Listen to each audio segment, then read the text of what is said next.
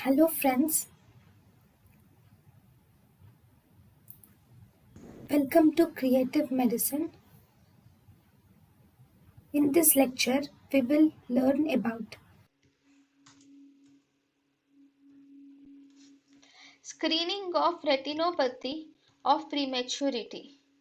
So, in the screening of retinopathy of prematurity, it is done around between 32 weeks to 36 weeks post conception. If you see the weeks after conception, it is done during 32 to 36 weeks post conception. After 36 weeks, retinopathy of prematurity rarely develops, so it is mainly done before,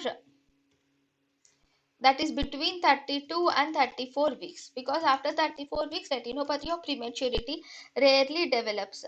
If the child is born before 28 weeks, screening should be done after 2 to 3 weeks so that the child reaches around 32 weeks of gestation post conception. Then if the child is born after 28 weeks, then screening can be done after 4 weeks of birth. If it is before 28 weeks, the screening is done by 2 to 3 weeks of birth. If the child is born after 28 weeks, the screening is done 4 weeks after birth. So this is the screening of retinopathy of prematurity. thank you and thank you for watching.